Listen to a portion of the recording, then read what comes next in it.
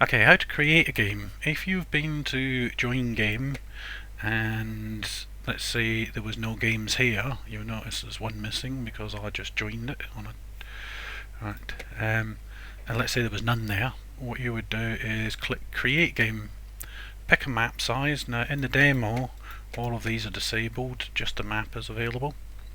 Small map, sorry. This is Vobzekmeg. Quite funny. Every map is completely random. If you sometimes you look at the map and you think it doesn't look very fair, but if you look up here, and I can't actually see it because I've got a recording panel in the way, but here there's it says something like land and a percentage and then city percentage. That's your victory. You're trying to get 90% of either one of them. But that will show you right now, I don't know what it's saying, but in theory it should be saying somewhere around about 50%. That tells you how much of the map you actually have. So if it looks like you haven't, just check that number.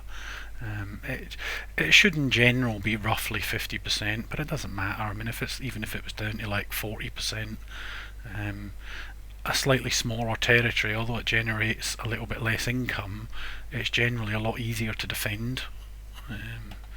So like these little small territories here are much easier to defend than the big large territory. So small to begin with can be quite useful.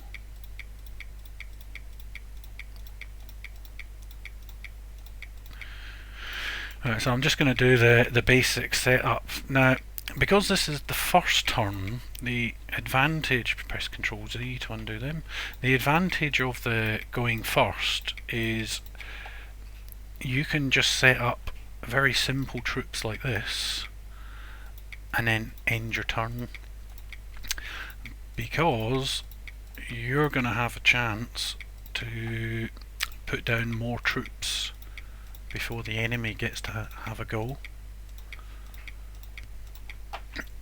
So I mean, if I just leave it like that and I send this turn now, when the enemy sets his turn up, he will say all these units appear, and then he'll have to place his units.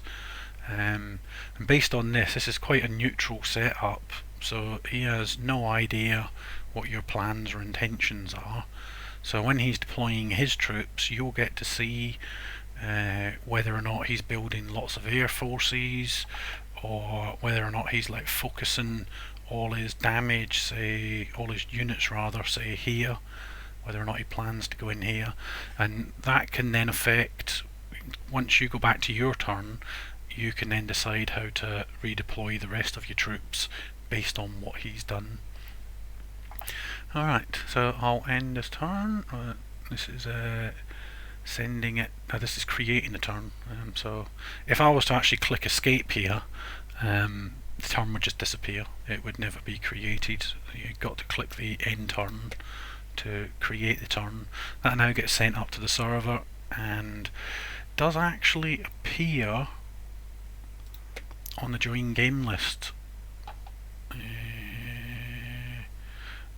Vobzekmeg it was, wasn't it?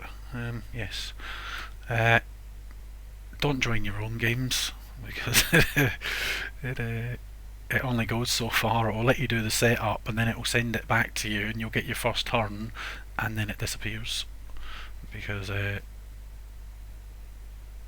just the way it works. Again, it's because I haven't got any name checking stuff in at the moment, and the primary reason I haven't bothered with the name checking is because I know Steam has unique usernames and the ability to, you know, identify someone as a single individual person, so I'm waiting to see what Steam's got.